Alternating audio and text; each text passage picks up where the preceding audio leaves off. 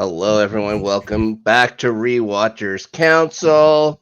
Uh, it's a snark here on the ones and twos, guys. If you think that usually how we got onto the show is a little jarring, and notice that it's even more jarring this week. This is why. No Adelia this week, as you can see. So I told Brendan it's a guys' night out here on the town. Fellow counselor Brendan Marr joining us here. How you doing, Brendan? I'm doing very well. I'm excited to talk about this. So yeah, it's the end of season two. Brennan.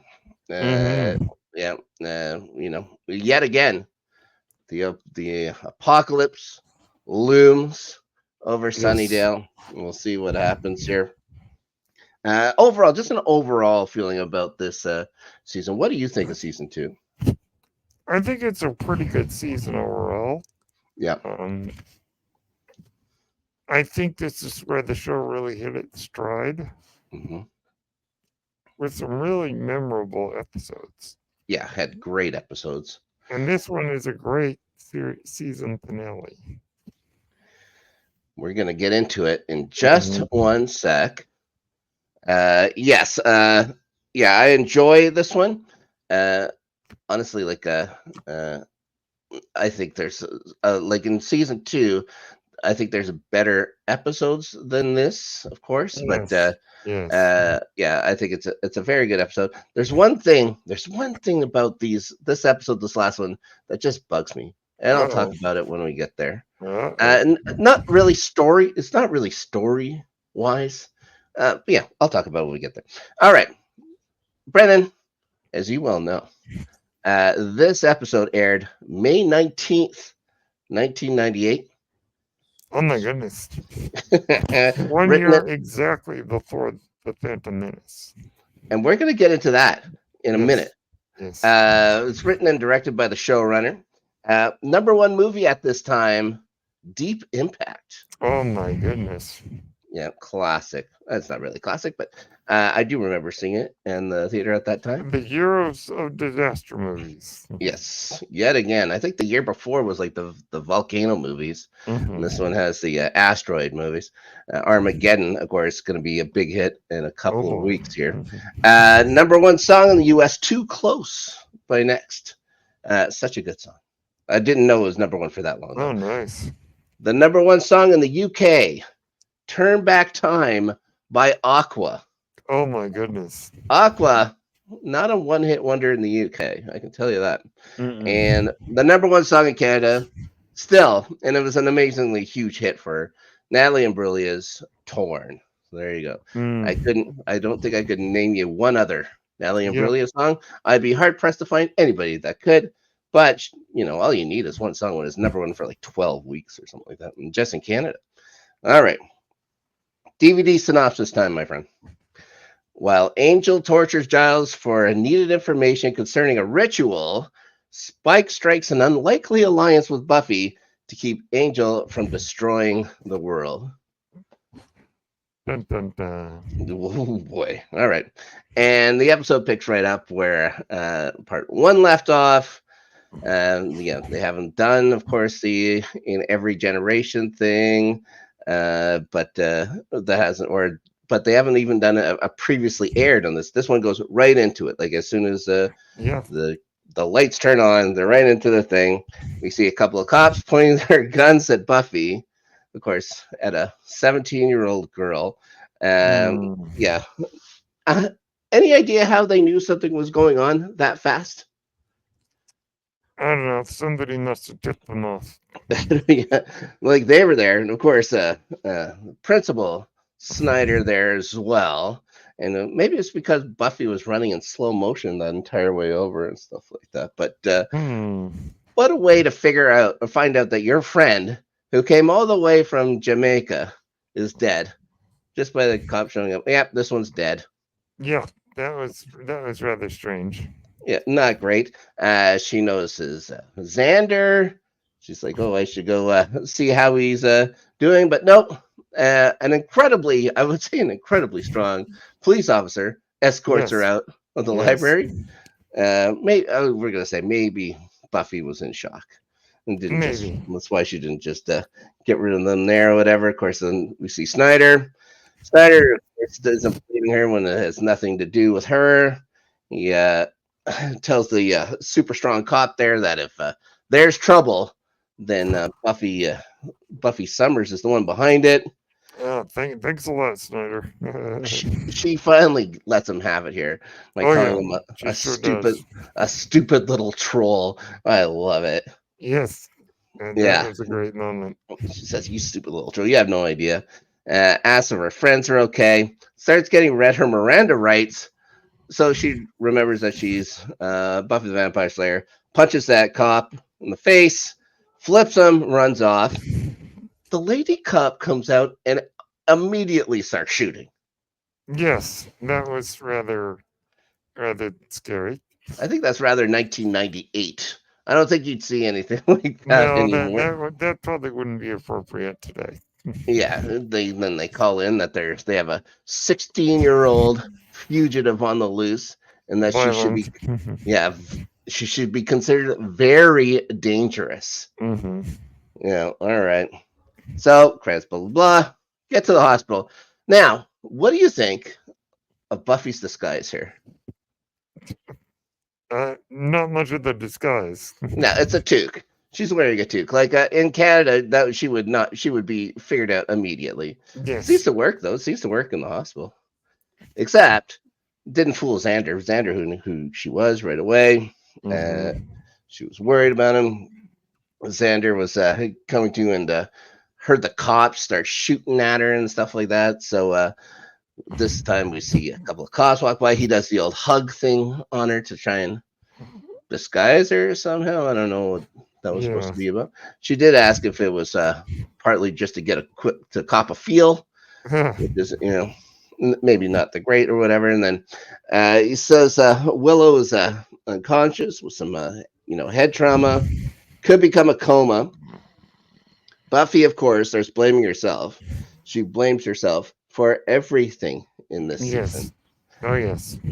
Yeah. She also says Angel must have known, and for once, there's an excuse for parents not to be at the hospital, seeing how Willow's parents, for some reason, during finals, decided to fly off to Phoenix to visit Willow's aunt, I guess. Yeah, they never seem to be around when you need They them. never seem to be around. The only parent who's ever shown up in a hospital in Buffy the Vampire Slayer, Joyce Summers. That's the Yes, we'll only get one. to her in a minute. Yes, we will get to her in a minute. Xander calls them somehow and says they're going to be coming back. Then Xander forgot to call Oz. We see Cordelia come in. She's very upset. See them call each other honey here. You never get too many terms of endearment Well, it's so out funny of those because two. Cordelia and Xander are not acting the way they normally do. No, yes, there's They're quite much a more turn here. subdued. Yeah, for sure. Yeah, this is where also they all discover that they don't know where Giles is. Yes. And then we flash over to the Crawford Street mansion. uh, Yeah, he wakes up. Angel nicely lets him know that he wants to torture him. I guess if you're going to be told you're going to get tortured, at least it was done nicely. well, as nice as Angel can ever be. He he walks up to a couple, lets Giles know that he did the ritual correctly, and wants Giles to tell him what he did wrong, but at the same time doesn't, because again he does really want to torture Giles for some reason. I don't know why he would want to go Hmm. after Giles so bad, but we go into the Summers house after that. Oh, yes. Joyce, the aforementioned Joyce, being asked questions once again by Detective Stein. He seems to be possibly the only detective they And have. he's got to be the most smug police officer. Considering, like, the last time we saw him in Ted, and he didn't seem to be that way at all, did he? But maybe he just figured he's already dealt This once time with the now, Summers girl. he's pretty smug. Yeah. She says that Buffy was going to Willow's house, and then he asks if she means Willow Rosenberg. Then just turns to the other cop and says, "Second victim." Yeah. They just sort of leave it hanging there. Yeah, like what is Joyce supposed to think? Second victim, you think that you know that one's dead or whatever. Your second victim, like, is Willow dead? Like, I think Joyce is a little too subdued when she hears Willow's the second Yeah, victim here, that's true. and then he just tells Joyce to to call him if Buffy decides to drop by, and that's more another smug look from him too. There, right? You sort of want to deck him, I swear. Yeah, he's not a good dude. He's not a cool dude. Let's just say that. Buffy gets to Giles's place, and then we see Whistler there for some reason. Whistler. Whistler is the one thing I was going to bring up. This is the one thing I do not like about these two episodes. I was not a fan of Whistler at all. I am glad, because Whistler was supposed to be the role that Doyle takes in Angel. They were going to have more of Whistler, but he couldn't make it, so they recast it and just renamed the guy. I like Doyle a lot better than Whistler. He's an informant. He's one of those like mafia informants. Right. So Whistler's there for some reason. He tells her he was waiting for her because he needs a date to the prom. Like, he would imagine that he knows Kendra's dead. He would imagine that he knows Willow's been injured. And that Giles is that Giles has been kidnapped and is currently being tortured by her ex-boyfriend. The first thing he says to someone he's never really met, only kind of spied on, is he needed a date to the prom. He thinks some kind of joke. Which is kind of creepy if you think about it. It is incredibly creepy. But, you know, if you're going to go down the whole road, like, again, a 240-year-old guy falling for a 16-year-old girl. True. Yeah. So, in classic Buffy the Vampire Slayer fashion, she just grabs him by the throat. Mm-hmm. She says she's had a really bad day, and in some colorful language, tells them that she'd like to hear what he has to say. Whistler says that Angel was supposed to stop Acathala, not bring him forth. Brennan, is that familiar to you at all? In what way? For me, it's like you were supposed to. What is it? You were supposed to. Was it bring the force together or whatever? It just reminded me of that line. You're supposed to destroy the Sith, not join them. Right. That's what it kind of reminds me of. It reminds me of that Star Wars line, which is like before Phantom Menace comes out. Of course. Yeah, he was supposed to bring balance to the Hellmouth, Brennan. Yep. Oh my God. Anyway, he blames Buffy because she made with the smoochies with Angel. It's a very weak curse that got put on Angel, I tell you. Yeah, I believe I don't know how many times we've mentioned that on the show, but just such a, what a curse. Like, the worst curse you can give somebody. Anyways, he wants to know what she's willing to give up. And then she says, you're just an immortal demon sent here to even the score between good and evil. Again, such a bad line, because of course, like, that's exactly what he's, I guess, supposed to do. But does he even any score? He's just a bystander and everything. He knows everything and just gives a couple of things. He never gives the answers. Yeah, not great. The exposition. Yes, he tells her that the point is she's all he's got, and she walks out. He says, "The sword isn't enough. You have to know how to use it." Very wise counsel, apparently. Pointy and in person. Yeah. I think that's how it works. Anyways, I love this scene coming up. She's walking home. A cop immediately pulls her over, even though she's wearing the toque. Yeah, apparently it didn't fool anyone in the hospital. Yeah, this guy knew who he was. It did fool them in the hospital. It fooled them in the hospital, but not a guy who saw her from behind in the dark. Yeah. Anyways, draws his weapon automatically and tells her to put her hands up. But someone comes to the rescue, Brennan. With a nice roundhouse kick. Spoik comes to the rescue. Yeah. She thanks him by punching him in the face a couple of times. As one does. I would prefer, a thank you. if it was me. I wouldn't like to get punched in the face by her a couple of times, but what are you going to do? And of course, oh yeah, the knee to the groin. Of course.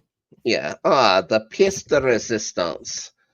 And then Mr. Pointy makes another appearance here, Brennan. Mr. Pointy. Oh, yes. He does tell her that he's here to stop Angel, though.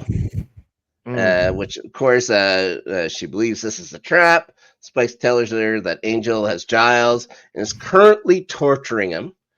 And when she asks what he wants, he replies, I want to save the world. This is Spike we're talking about. Yeah. This is poor old William. He says vampires saying they want to destroy the world is just tough guy talk, but he likes the world. He likes dog racing. Sure.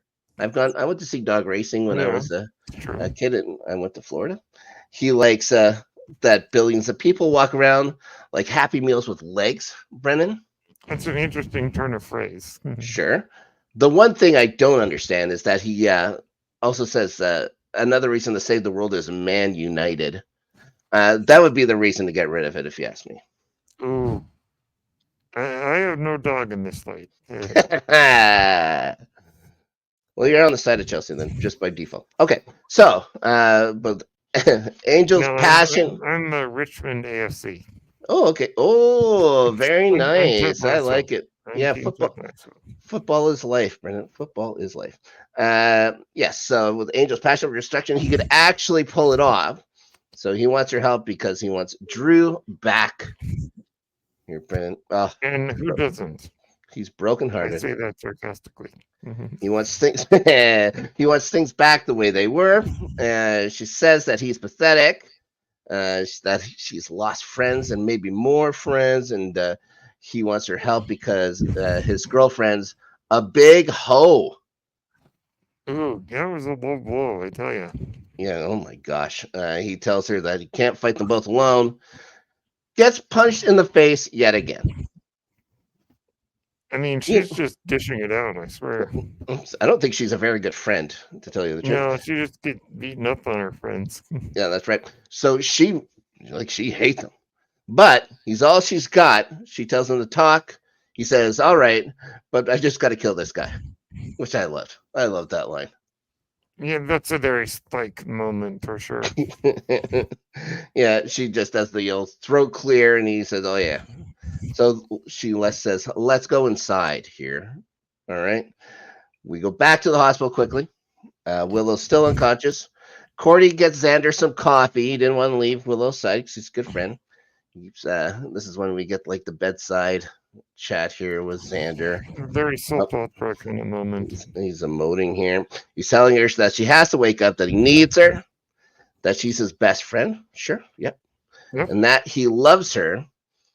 Now, yes, but you could take this two ways. You could say, you're my best friend. He loves his best friend. Sure. But in this case, I think you might start to think the other way. Yeah, we'll see what happens. It's a record scratch moment. Yeah, we'll see what happens next season. She starts coming to as soon as he says it. Once again, Xander's the one to bring somebody out of something.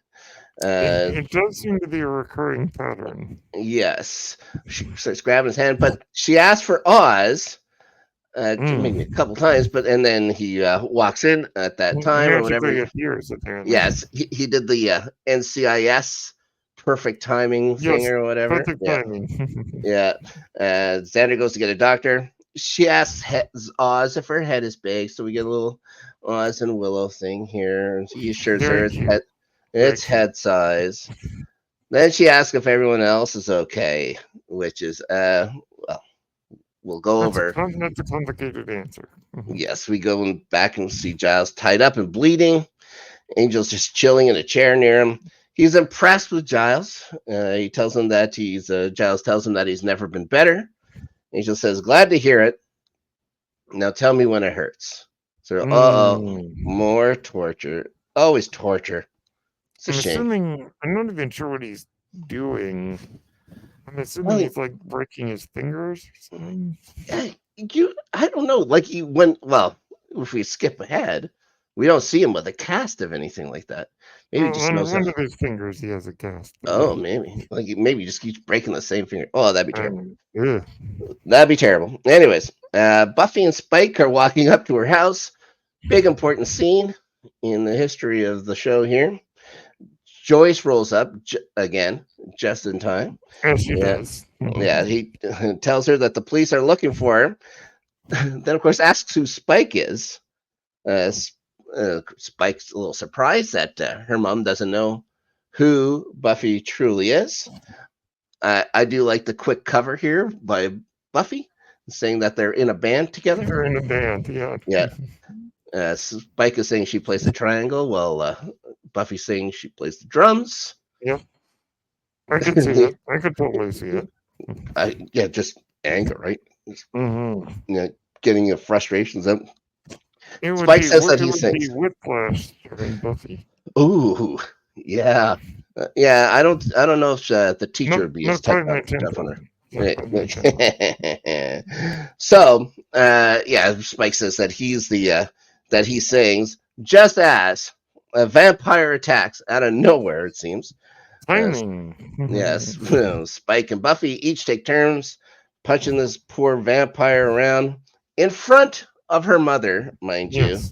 Yes. When she finally ends up staking him, they talk a little shop, saying that this must be a present from Angel, blah, blah, blah, blah, blah.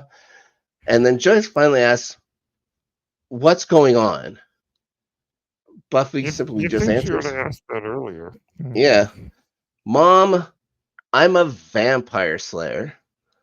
So, as she said it to her before, this isn't the first time she said it, but I think this is the first time where Joyce might be able to figure out that she is an actual vampire slayer. Yeah. Yeah.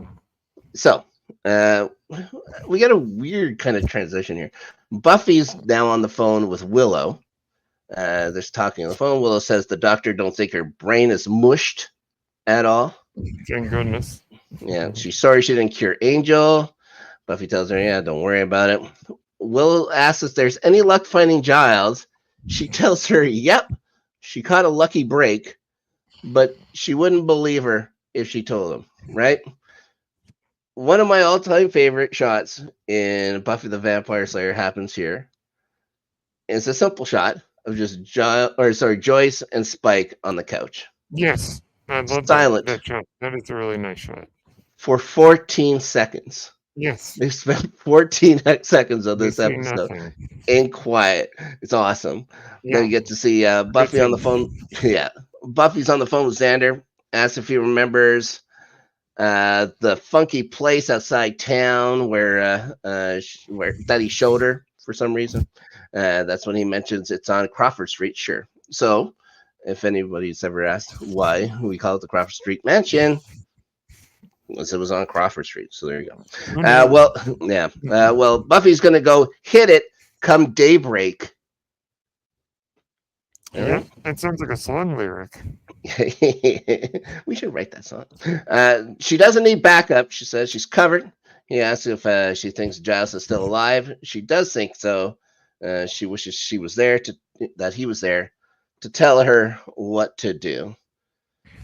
Then we see Joyce finally break the ice. By the way, another 5 seconds pass of silence. So really, between the two of them, there's 19 seconds of silence for Very Joyce. Awkward. Very awkward. Before Joyce finally asks Spike if they've ever met. He says, don't you remember school hard? I'm just kidding. He says, you hit me with that axe that one time. Oh, yeah. Yeah, she smiles. Joyce,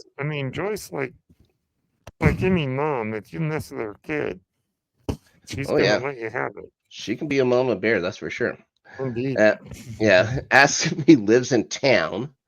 Buffy and Spike then begin negotiating. He wants to skip town with Drew. Buffy says Drew doesn't walk. She killed Kendra, which Spike's very proud of. So he's good for her. She never told me and stuff like that. That's a good support. That's a good supportive boyfriend. Well, depending on your point of view. Yeah, that's true. Joyce is relieved that Buffy didn't murder anybody. I think, yeah. But yeah, well, that's a relief. It also asks if Kendra exploded like the man outside. Oh my gosh. Yeah, not great. Insult Spike. to injury. Spike then reiterates, says he and Drew for Angel. And then a famous line from Joyce here where she asks if Buffy is sure she's a vampire slayer. Ah. Buffy capitulates to Spike. Then Joyce asks, have you tried not being a slayer? This reminds me of X-Men 2, where exactly. Where Iceland's family say the same thing. Yes, it's all supposed to be about the coming out kind of conversation, right? And doing it in a way that you could get on television at that time, I guess. She tells Spike to have her back when she makes her move, then adds, if Giles dies, she dies. Then Joyce asks if it's because she didn't have a strong father figure. Of course. Right, and that's a Giles burn, if nothing else. You know what I mean? Indeed. Buffy tells her it's fate, that she's a slayer, accept it. Now, this is one of my least favorite Buffy moments. I won't say it's a bad scene or anything, just Buffy is a bit of a brat here. Joyce wants to call the cops now that she believes Buffy's innocent. Buffy tells her the cops can't find demons, so she has to do it, but Joyce has no idea what it is. Buffy gets this is where the disrespect comes. Oh yeah. When she tells Joyce to have another drink. Like, Joyce just saw her 16-year-old daughter, explode a man. 17-year-old daughter, I guess. Yeah. And then Joyce throws her glass. Yeah, I mean, my goodness. Yeah, maybe she got a little dramatic there, but I think she's angry. As the kids say, she yeeted it. I don't know what that means. So, anyways, she tells her that she can't just dump something like this on her and pretend it's nothing. Buffy then tries to leave. Joyce is tired of her and not having time for her, or thinking that she wouldn't understand. She tells her to make the time to explain herself. Brennan, you know what I mean? Buffy just tells her again she's the vampire slayer. Joyce says she doesn't accept that, and I didn't like this part just because of the head shake. I've gotten that head shake from my wife too many times. You know what I mean? Yeah. It's a triggering. Yeah, I know the feel. It's a triggering thing. Buffy tells her to open her eyes to all the weird occurrences of the last 2 years, which Joyce says exploding cheerleaders, washing all the blood out of her clothes and stuff like that. I would have started off with now you understand I didn't burn that school down for nothing. Like, yeah, whatever. Joyce has never forgiven her for that. There was asbestos. Yeah. It's gang related if you watch the movie. Joyce says it stops now.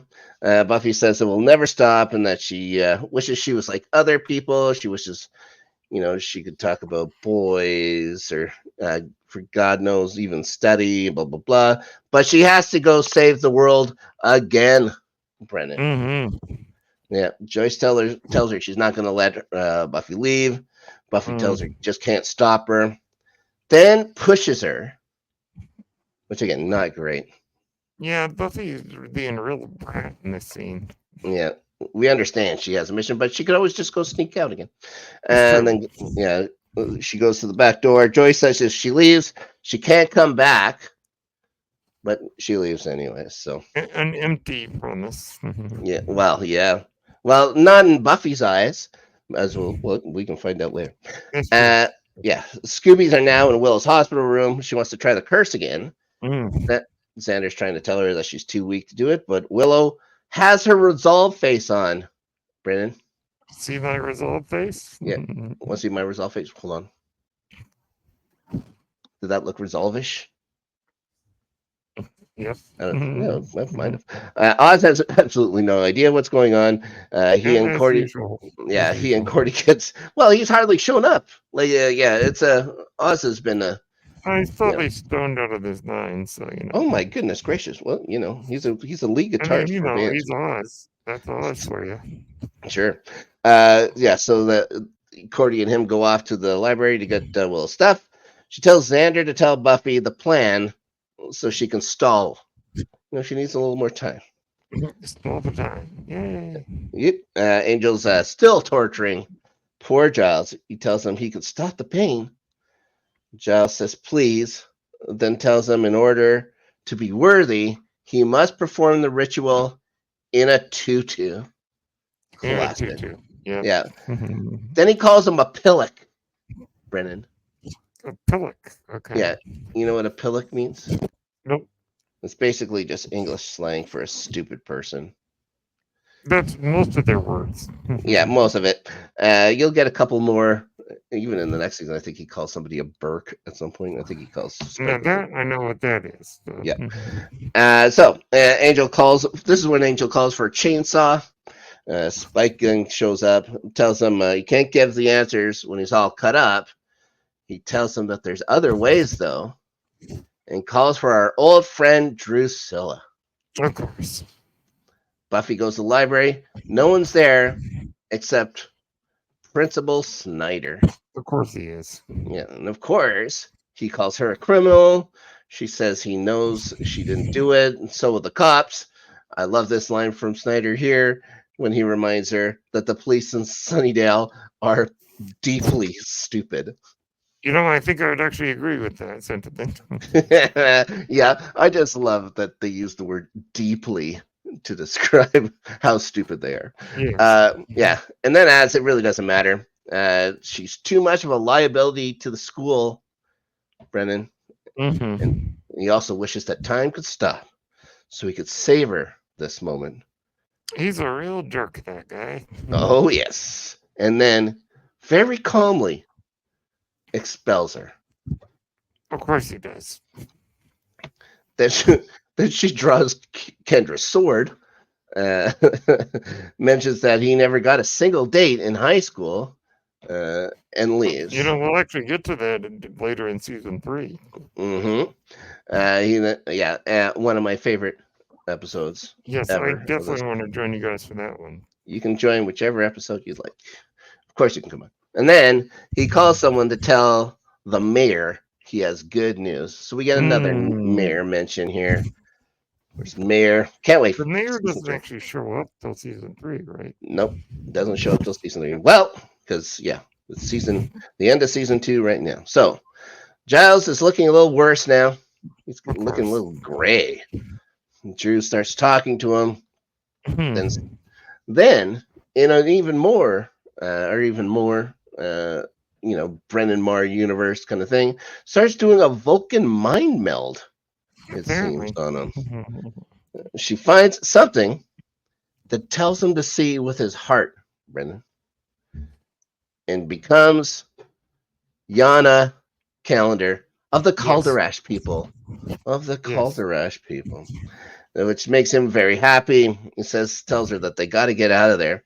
She says no. He says it can't be you. She asks if he told Angel anything about the ritual, which he says no.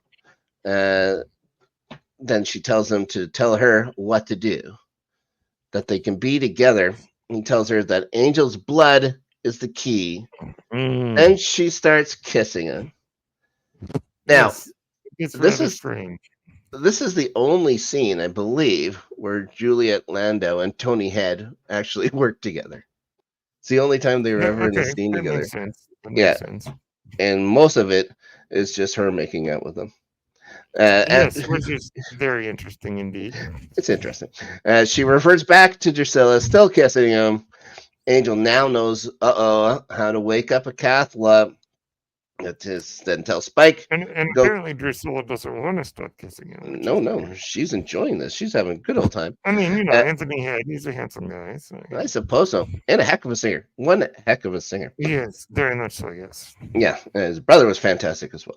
Angel thinks, he tells us Spike to kill him. Spike says, what if he's lying? That's when Angel says, oh yeah, good thinking. That he's glad to have Spike back on his side. Here, Brennan. And after making a few disability jokes. Yeah, it's not great. Then they start to notice that this is when they notice that Drew hasn't actually stopped sucking face with Giles. I thought that was interesting. I'm like, is she really that into Giles? Okay. Yeah, well, and also Spike says Drew, And Angel says, honey, which is odd. I thought it was Weird odd. to have him say that. Yeah. She That's not apologizes. exactly how I would describe Drusilla. No. She apologized. She was in the moment. Of course it was. She was method acting, I guess. She was in the moment. So now we get to see another scene with Buffy and Whistler. Of course. Yeah, she's asking him how to use the sword. He tells her that Angel's blood is the key to awakening a Cathla and creating a vortex that will suck everything into hell, Brennan. But so this could be the game Doom. yes, It's just Doom. everything kind of eats off of this. But Angel's blood somehow also closes a Cathla, which is something I didn't understand at all. Yeah, I don't like it that one. Yeah, he tells her to do it fast so it's easier on her, and then she can deal. She says she has nothing left to lose. And then another lousy Whistler line here when he says, this wrong kid, you got one more thing. And so, first off, he's saying it to nobody. He's just saying it to himself, just for exposition. True. But why even say it? Like, yeah, I don't know. I was just never a Whistler fan. Anyways. We saw Dudley and Captain Obvious. That's right. So, Buffy's walking up the road to the mansion now. Xander just jumps out of the bushes for some reason. Yeah, he calls him. Yeah, he calls himself the cavalry. He gives she decides that rock won't be good enough. She gives him a spike or a stake, I should say. Tells him that it's his job to get Giles out of there. She's gonna be too busy killing. Brennan. As she does. I've heard that a million times in my life. Too busy killing to protect him. So he stops to tell her that Willow says, kick his ass. Yeah, that makes sense. And of course, this is going to get brought up in the future. Another argument. Yeah, this is not a good look for Xander. Anyways, inside, Angel begins the ritual again. But at the same time, Willow's beginning her ritual. Ah, yes. Angel cuts his hand. Always with the hand cutting. You ever notice that? Whenever someone has to cut their hands in movies, it's always on the cut themselves in movies. It's always on the hand. I never understood that. Yes. I'd hate that. I cut myself the other day, just on my knuckle by accident, and I hated it. So I don't know. I don't get it. Anyways, we see Angel cut his hand, and then Buffy just walks in and simply, quietly decapitates a poor red shirt. Just stand there. Yeah, red shirt gawking. Yep, just standing there. Gawking at him. But of course, it makes a sound whenever a vampire gets killed, so it alerts everybody. Angel says he doesn't have time for this and asks if she really thinks that she can take them all on. And she says she doesn't, as Spike stands up and hits him behind. Well, I don't know what he hits him with, like a metal rod or something like that. Something like that, yeah. He just had a metal rod for some reason. Buffy starts fighting one vampire. Spike is beating Angel mercilessly, I will say. It looks like one of those like fireplace. Yeah, like a poker. Like a fire poker. Yeah. Anyways, beating him mercilessly until Drew tackles him. For some reason. Interesting to see Drew do that. Yes. Xander gets there, punches the one vamp that Buffy's been fighting, and continues on. Spike tells Drew he doesn't want to hurt her. She naturally, and it wouldn't be the same show, grabs him by the throat, which again, he's a vampire. I don't know why they keep doing this. Yeah. We'll get to that in a second. Yeah. And then he punches her. Willow starts speaking the ritual now. Xander goes and finds Giles. Giles doesn't believe Xander's real here, Brennan. He says that they just make him see things that he really wants. Xander has to remind them that then why would he be seeing Xander? It's a good point. Yeah, and he says, yeah, let's go. So Spike and Drew are still fighting. Buffy and Redshirt 2 are still fighting. Angel finally gets up. Buffy finally stakes her guy. It took her forever to take out this one red shirt. But Angel grabs the sword. Drew stops for a minute, just a second, I should say, just to admire it. Of course. And then Spike grabs her. We get to see Willow still reciting the ritual. Buffy and Angel each have swords now, drawn at each other. Angel says that she's too late, that she's going to hell. Very dramatically, he says it too. She tells him to save her a seat. Then we get some sword fighting here. Of course. This is nice. Good old-fashioned sword fighting. Yep. Buffy gets cut, and then Willow starts nearing the end of the spell. She seems slower. Something's happening here. And of course, she does that great head snap back Yeah, thing. she's getting a little weaker. Oz is getting concerned. Cordy's getting concerned as well. And that's when she snaps to attention. I don't know what language she starts speaking. I don't know if it's Latin or just Gypsy, maybe. Klingon. I don't know. Oh, it's probably Klingon. There you go. Yeah, Cordelia tells her to speak English. You know, in a very Cordelia way. And then we go back to the mansion. Angel's knocked loose Buffy's sword, has her on the ground. There's some sounds now coming from McLachlan. It's starting to awaken. Now, somehow Spike has managed to successfully put a sleeper hold on Drusilla. Considering that vampires aren't supposed to have any breath, this is very strange. No breath. I think it's supposed to also do something to the carotid artery, right? So if there's no blood actually pumping through their body because their heart doesn't beat, I don't know. And it's one of those. Biology is It's one of those cases, Brennan. We've said it before. You know, you just go with it. Yeah. So, don't let science get in the way of the story. It's all good fun. Yeah, who cares? He apologizes for putting her out, and then he starts carrying her off. Notices that Angel is towering over Buffy. Says, "My God, he's gonna kill her." And he shrugs it off. Yeah, as Spike does. Angel's now again standing over Buffy. She's pretty sure now by looking at this. Angel's in daylight, right?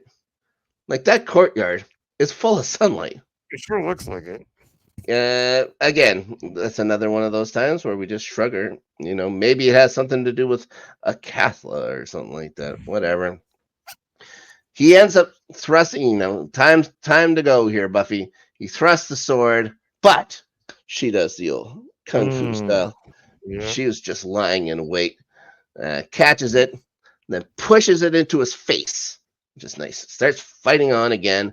Now she's got the advantage, but we see Spike drive off, just drives through the garage door. Like, he could have just opened the garage probably. What are you gonna do? I think that's that same Cadillac that he rolled up into town with on School Hard or whatever. The windows painted black. We've noticed that from even the last episode, becoming part 1. It's a easy way for vampires to get around somehow. Just spray paint the windows because you don't really care if you can't see because, Which would make you a terribly unsafe driver. Yeah. You probably get pulled over more often than not. So they probably just beat the police officers. Yeah, that's true. It's like a drive-through window or something. They come to them. So Buffy and Angel fight in front of a Cathla. She cuts his hand. Then Willow, seemingly nearing a crescendo. Then the orb of Thessala glows and disappear. At the same time, Angel's eyes light up. His soul has returned, Brennan. Yes. He wants to know what's going on. He doesn't remember anything. Yeah, it's too late. He doesn't remember anything. He sees that she's hurt. They start hugging each other. Buffy starts watching Cathla's eyes open and then its mouth. And you can see the vortex. Well, apparently she distracts Angel by kissing him. Yes. She knows what needs to be done here. He asks what's happening. She just shushes him. Tells him not to worry about it, Brennan. Yeah, and that's when she kisses him. She tells him she loves him. He says it back, of course. Then she tells him to close his eyes. Never a good sign. Not great. She kisses him again, then puts her sword through him, like through his stomach too, like not even his heart, just through him, where like the closest spot. His arm stretches out and stays out. I didn't understand that part at all. He whispers Buffy and then gets sucked through the vortex. Then it closes. Yeah. Great. She says, I love you, and then sends him to hell. Yeah, it's Not exactly the most romantic thing you could do. No, there isn't too many fairy tales that end like that. And of course, she's heartbroken. And then just to dump on the heartbreak here, Brennan, Full of Grace by Sarah McLachlan starts playing. Yeah, I noticed that. That's an interesting choice. Full of Grace might be, and everyone thinks of Angel and stuff like that because it's depressing because they played in front of with the dog commercials or whatever. Full of Grace, by far the most depressing song Sarah McLachlan has ever written. And even more depressing than Goodbye to You. Oh, sure. Yeah. So, yes, I think is that next season? Maybe the one after. No, that's. Oh, it's at the Bronze. It has to be next season. So, she grabs some clothes. Season 6. Is it that? Oh, is it really? Oh, yeah, it could be. Yeah, they were at the Bronze a lot of time too. So, she goes back home. She's alone. You see her in front of the house. She goes in, grabs some clothes quick, leaves her mother a note. I thought, I don't think we get to see, Joyce seems to take it pretty well, just kind of sits on the bed a little stunned. Well, she told her not to come back. So we get the Scoobies gathered up at school. No one's seen or heard from Buffy yet. Giles says they went back to the mansion. It was empty, and Acathla was dormant. Didn't say if they did anything with dormant or with Acathla. You'd imagine, why don't you just break this thing up? I don't know. Might be a good idea. Probably can't do it. Anyways, Willow says the spell must have worked and that maybe, Angel and Buffy are having some alone time together. Well, they are in their own way. In a little way. Xander said that maybe she had to kill Angel before it did happen. They're both kind of half right. Yeah, Cordy says that she should be back soon because of their school, of course. Brennan, because they have no idea. It's finals already, No one was told. One time they had an ear infection in both ears during finals. Ooh. That was a nightmare. Ooh. I hated finals. It's the only time I ever did any good in school, though. I was great at doing tests. I hate tests. Willow says that she'll be there in a while, but Full of Grace starts up again. So nothing good can happen with this. They all head back into the school. Turns out Buffy was watching from not very far away at all. Like literally, if anyone would have just looked up or whatever, they probably would have seen Buffy standing by that tree. It's the stereotypical funeral shot where the person is standing. Yeah. From a distance. Now, the episode and season, mind you, Brennan, ends with Buffy on a bus out of town, a sign that says, now leaving Sunnydale, come back soon. And now apparently Buffy is in the movie Speed, apparently. Oh, geez. You have to be, what is it, 50 miles an hour? Is that what the thing is? I can't remember. Yeah, I just gotta keep it up. The other day, so. I swear I could have saw Dennis Hopper on that bus. Anyways. Dennis Hopper and Buffy would have been really cool. That would have been good. So that's it for season number 2. Looks like nothing's ever going to be right for Buffy. Angel is gone forever, but she saved the world again.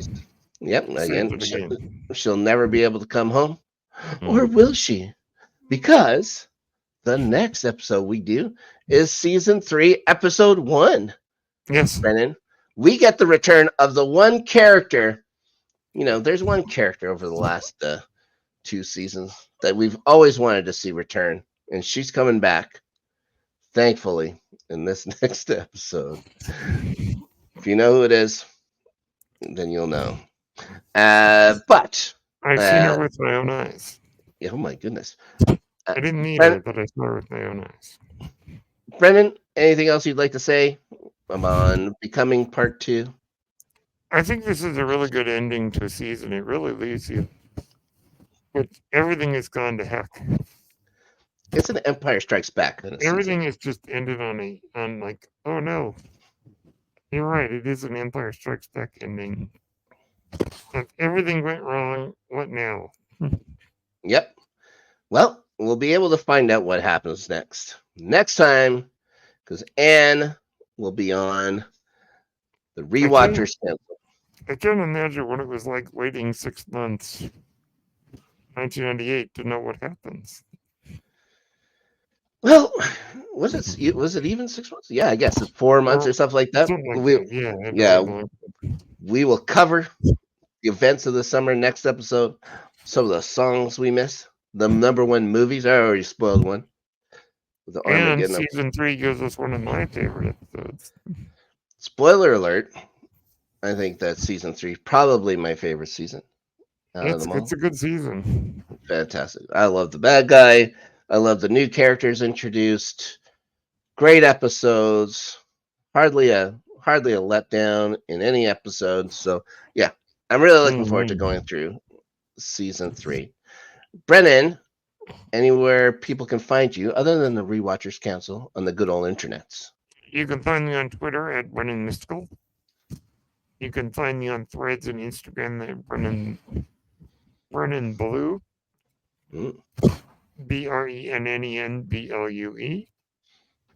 You can follow me on YouTube, Apple Podcasts, and Spotify at Page Turners They Were Not. Mm-hmm.